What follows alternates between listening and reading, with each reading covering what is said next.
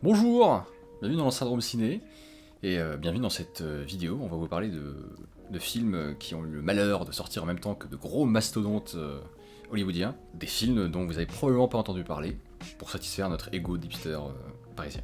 Et de cinéphiles de merde. Oui. Voilà. Attends juste. Oui.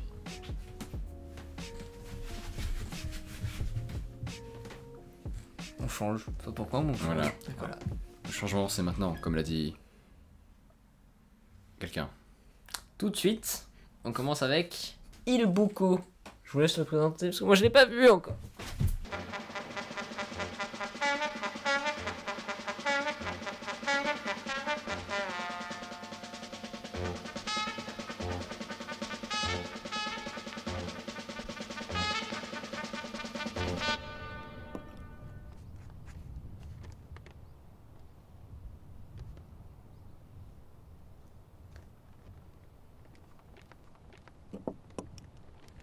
Du coup, Il Bucco Toto. On va commencer. Quel est le nom du réalisateur? Alors, il me semble que ça doit être Michelangelo Framartino, si je dis pas de il bêtises. est bon, il est... Oui. Et donc, je vais te demander un truc. Est-ce que tu pourrais nous résumer le film, pour ceux qui ne l'auraient pas vu? Eh bien, je me suis entraîné. Je vais essayer. Pour faire concis. Dans un patelin dans le sud lointain de l'Italie, alors qu'un berger tombe malade, des spéléologues s'aventurent dans un trou très profond qu'ils trouvent au milieu d'une prairie, d'une vallée. Mais donc, si vous pensez, attention à vous spectateurs, car si vous pensez que ce pitch de scénario appelle à une découverte, ou installe une situation initiale qui va finir par amener une rupture, une explosion, quelque chose, une découverte, quelque chose qui va nous surprendre, vous vous trompez, mais c'est normal de se tromper, parce que ça c'est un réflexe de cinéma classique, narratif, qui s'attend à ce que le scénario ait une cause, une conséquence, que les choses soient logiques, une continuité, et que le film soit là pour nous raconter une histoire, merde. Sauf que c'est visiblement pas le projet de Michelangelo, si. Pas du tout. Pas du tout. Mais c'est quand même assez cool. Étrangement, c'est un drôle de truc. Au final. Y a moyen que ça me reste. Je me suis demandé si j'allais pas y retourner. Ah, carrément? Juste pour... J'ai hésité un moment. Bon, finalement non. Je suis en fin de mois. Mais... mais...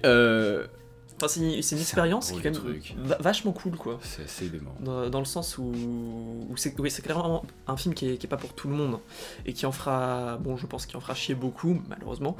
Ouais. Mais c'est quelque chose qui arrive à être assez intéressant déjà par sa forme visuelle qui nous tient en haleine tout le long du film. On a une photographie qui est extrêmement jolie. Franchement, je pense qu'il y a 10 mouvements de caméra. Avec, oui, dans quasiment film, que des plans fixes dans le film. Vrai travail de plan fixe, de prise longue, plan large, beaucoup de plans larges. C'est vraiment clairement plus une expérience qu'un film à part entière au final, j'ai l'impression. On s'est forcé à vous faire un pitch, mais le pitch n'a pas d'intérêt. Non. On s'en fout. Enfin, c'est pas pour ça qu'on va... Je pense pas que ce soit pour ça qu'on doive aller voir Il Bucco, ou que ce soit intéressant d'aller voir Il Bucco. Non. Clairement, c'est pas un film qui raconte beaucoup de choses non plus. Ou alors il est suffisamment cryptique pour qu'on ait rien bité. Ouais. Mais c'est... peut-être parce que voilà, peut-être qu'en fait c'est une critique de la société italienne à ce moment-là, de la société de consommation. Parce qu'il y a des images de présidents américains, notamment Nixon, qui se font brûler, donc peut-être qu'il y a une contestation de la jeunesse. Il y a vraiment matière à interprétation. Ça se passe dans les années 60, au moment du boom économique italien, donc c'est pas rien de faire un film qui se passe à ce moment-là, dans le sud de l'Italie, qui est une partie du territoire qui a été économiquement très peu aidé par ce boom économique.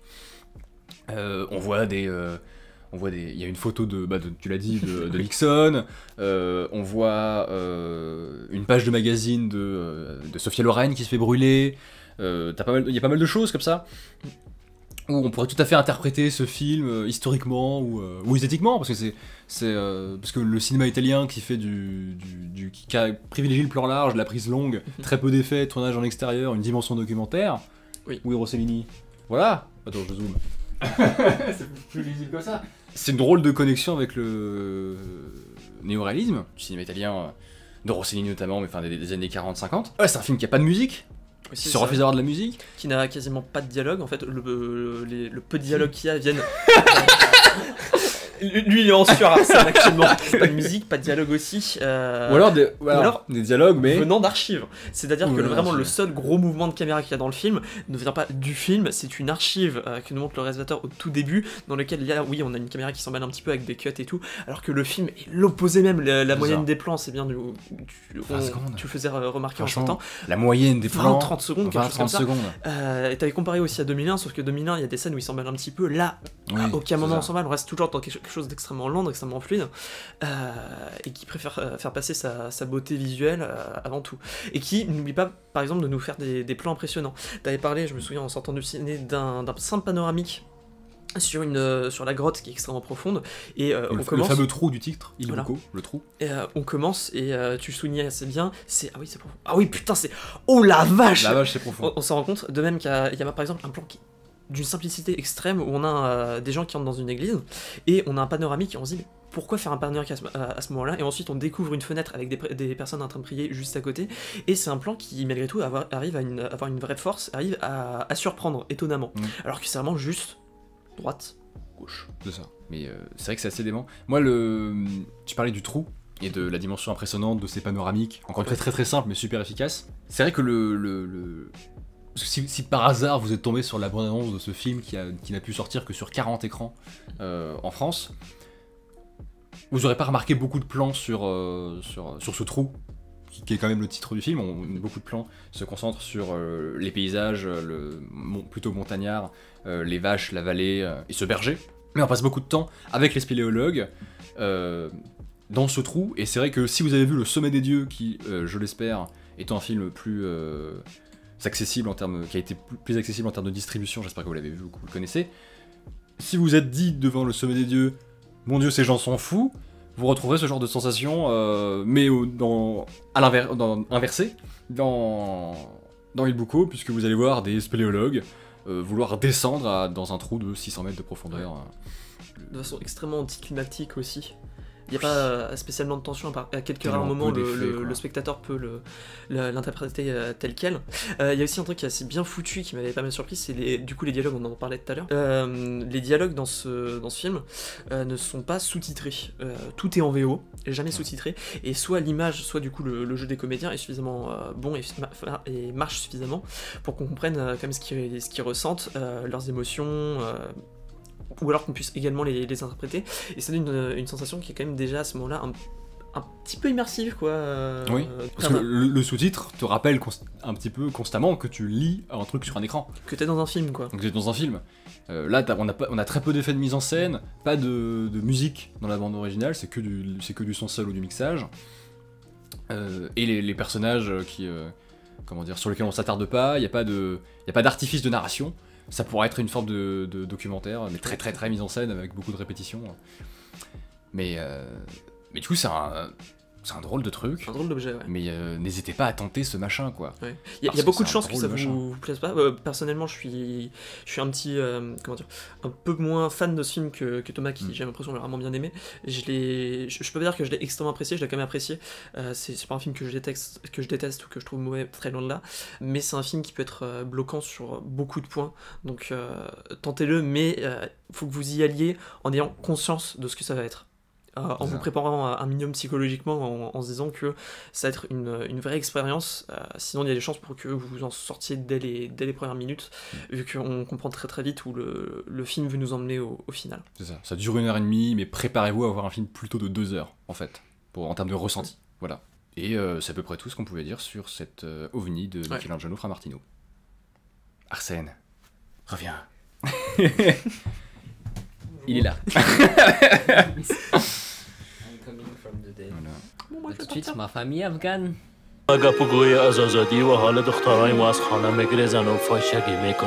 میخوای طال بند برا بیایم های موری رزیا فامیل ما همیشه یک فامیل مترقی بوده ऐसे न छेड़ो ना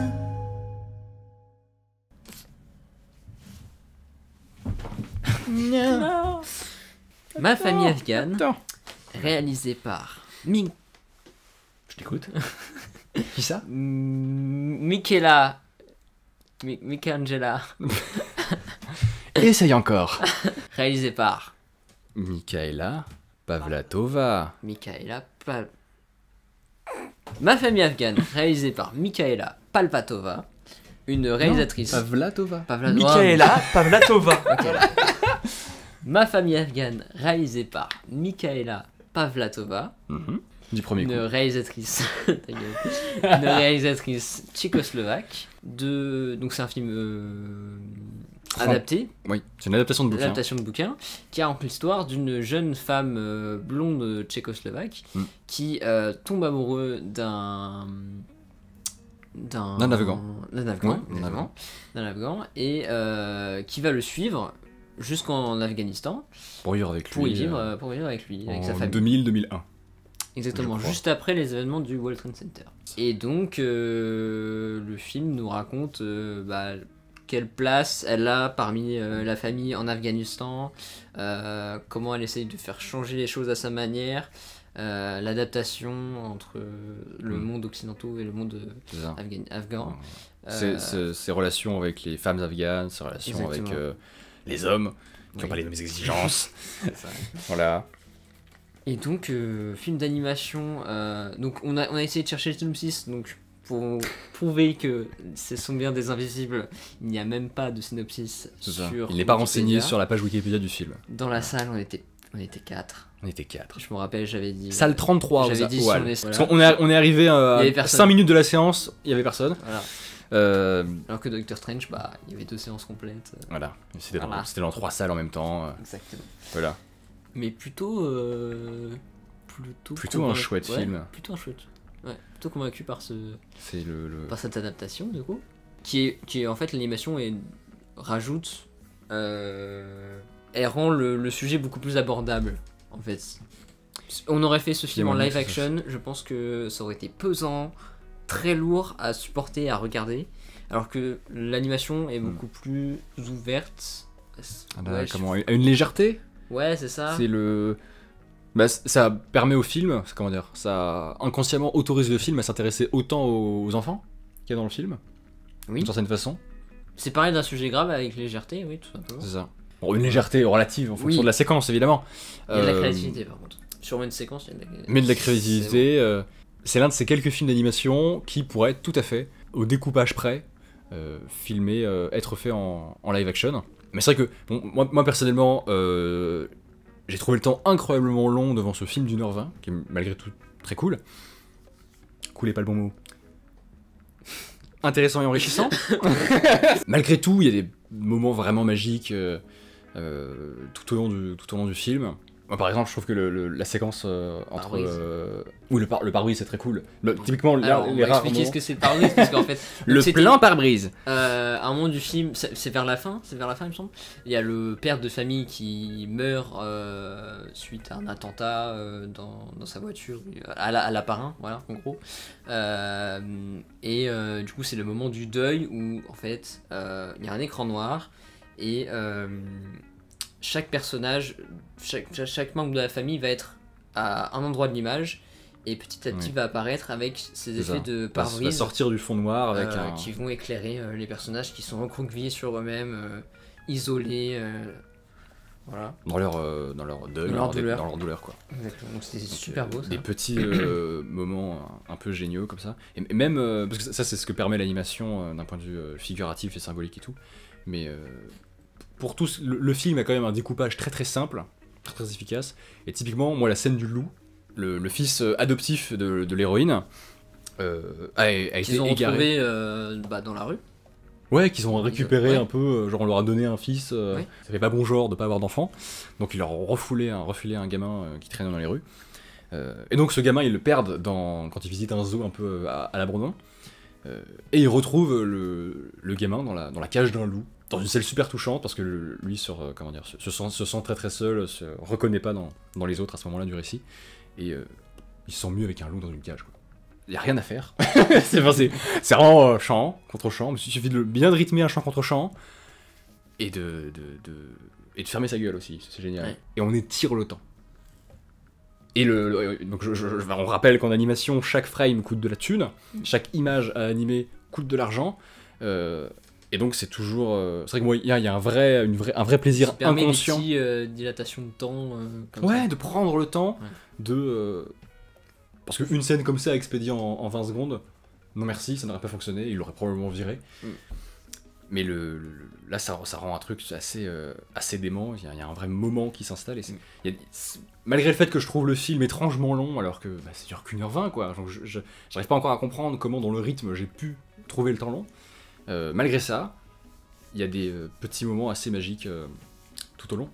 Et ce qui est bien aussi, c'est qu'on a deux visions sur le combat des femmes.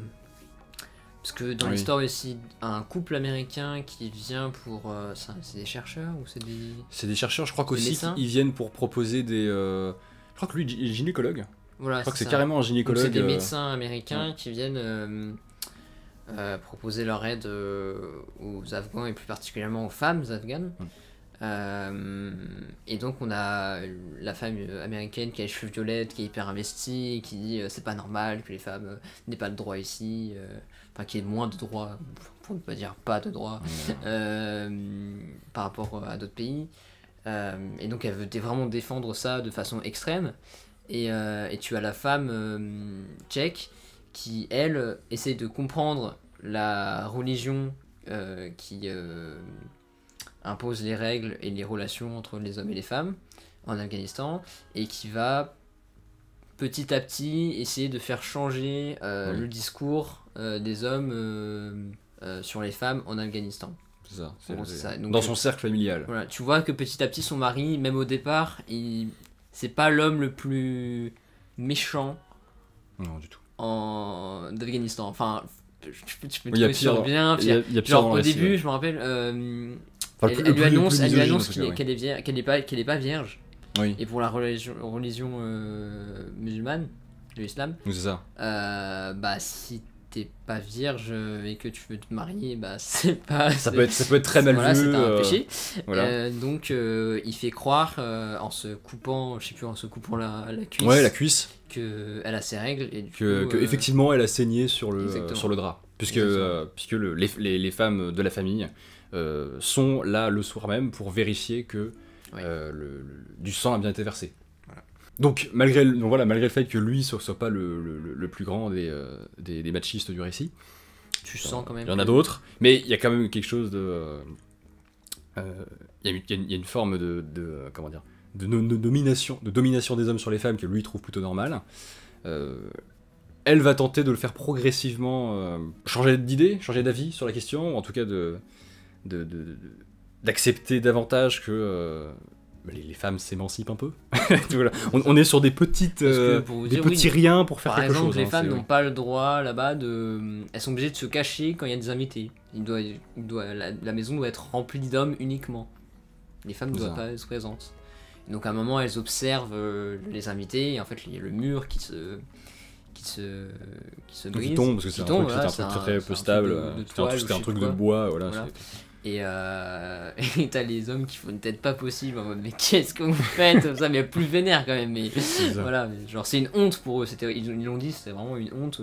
Donc le film cultive quelque chose d'un peu dérangeant, ou une forme de malaise souvent, parce que des personnages qui ont l'air sympathiques, pour qui on a de l'affection, pour lesquels on s'identifie, vont au détour d'une phrase lâcher un point de vue quand même assez misogyne, ou relativiser les inégalités entre les hommes et les femmes, ou les justifier. Et c'est vrai que souvent c'est assez compliqué. C'est le grand-père. Le grand-père est très très fort pour ça. C'est la figure du patriarche, honnête, sage. En fait, et puis alors je vais te raconter une histoire. Les femmes sont éternelles. C'est ça c'est du génie d'éléments de langage. Ça qui est terrible, c'est qu'on dirait un discours politique réactionnaire. C'est ça. Les femmes restent immortelles parce qu'elles font des enfants, elles ne meurent jamais. Là où les hommes, pauvres hommes, sont mortels, ont une vie très courte, et du coup, il faut chérir le peu de temps qu'ils ont sur Terre. Là où les femmes, c'est bon, s'occuper d'eux. Et c'est un personnage incroyablement sympathique qui peut lâcher ça au détour du film. Ce qui crée un vrai malaise. Et qui interroge beaucoup, qui m'a beaucoup interrogé pendant le film. Étrangement, bien que ce personnage de cette jeune femme tchécoslovaque qui découvre donc, qui arrive comme ça dans la société afghane du début des années 2000, est intéressant sur le papier. C'est vrai que moi, ce qui m'a le plus intéressé, c'est le gamin adoptif qu'on le Mais le titre du film, c'est... Oui, My Sonny Mahad, et le nom de son gamin, c'est Mohamed. Voilà. Mais c'est vrai que genre, ce petit gamin avec une tête un peu plus grande que celle des autres, qui a de l'alopécie, genre il a pas de poils du tout, qui a une toute petite voix, et qui se retrouve à affronter des trucs horribles. C'est peut-être les meilleurs moments quand il est là, quoi. C'est le... Parce qu'il est trop parce que la fin, du coup, ils décident tous de partir en Europe avec les Américains. Et puis t'as ce petit garçon qui fait non, je veux pas rester. Je veux pas partir, justement, je veux partir. Ouais. Ses grands-parents sont là. Il pense aussi à la famille adoptive pour qui il doit tout. Son père adoptif vient de mourir tout par l'attentat. Il dit on peut pas laisser le grand-père comme ça, on peut pas laisser Tata, ou c'était sa tante. Oui, sa tante, oui. On peut pas laisser ta tante mourir ici à ne rien faire, il faut rester ici. Et donc la Tchèque... Il faut tenir, quoi. Exactement. Il faut tenir le coup. Exactement. Et donc la Tchèque accepte et reste en Afghanistan, alors qu'elle plus rien ne la retient. Enfin, son mari est mort, elle va sûrement subir de graves souffrances. Elle pourrait repartir en Europe et faire une nouvelle vie, mais non. Elle décide de rester pour finalement continuer le combat. Si elle a réussi à faire changer un peu son mari, pourquoi pas pour changer les autres. Voilà. Voilà pour Ma famille afghane 2. J'ai un trou de mémoire. Michaela. Pabla Toba. Merci au souffleur. Et Olivier qui a le droit de revenir. Bah non, c'est vous qui me laissez. Ah mais non, c'est moi qui me casse du coup, comme tous les sons, pour vous parler d'un dernier film. Qui s'appelle La colline. Oh, c'est rare quand je le retrouve tout seul. C'est la première fois.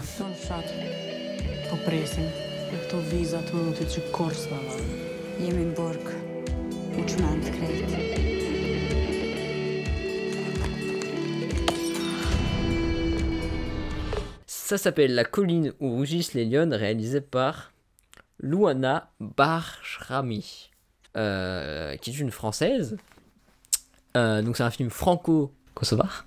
Et donc ça raconte l'histoire de trois jeunes filles qui passent leur quotidien à s'ennuyer au Kosovo parce qu'il n'y a pas grand chose à faire. Elles font pas d'études, elles n'ont pas de travail, elles vivent dans la misère, c'est-à-dire qu'il y en a une qui n'a pas de maison, qui vit dans une maison en ruine. L'autre qui subit de l'inceste par son oncle. Et la dernière qui a la situation la moins difficile, on va dire, qui se fait battre par son beau-père. Super, c'est super le Kosovo. Et donc on a le quotidien de ces trois jeunes femmes qui restent des heures assis sur des rochers à jouer dans un terrain vague avec des cailloux. Alors c'est des cailloux sont des canettes de bière. Et elles font la rencontre d'une jeune fille qui vient de Paris, qui fait ses études. Et donc t'as tout ce débat entre qu'est-ce qui est mieux, enfin quelle est la meilleure vie? Est-ce que c'est vraiment les études à Paris ou est-ce que c'est au Kosovo avec ce paysage magnifique, mais qui est décrit pourtant, qui est pourtant décrit comme un pays de merde où c'est la misère, par ces trois jeunes femmes. Et là où le film m'embête, c'est que elles te décrivent un pays de merde, pourtant la photo est magnifique. C'est ça qui est, enfin elle est hyper propre, hyper clean. Et moi j'aurais préféré, pour que le propos soit mieux compris et plus cohérent avec les outils cinématographiques, c'est que la photo soit à la Festen, crade, avec du bruit partout, quoi. Et donc il y a tout ce discours entre les choix de vie, c'est le choix des études ou le choix d'une vie plus simple mais pas tellement à la campagne du Kosovo.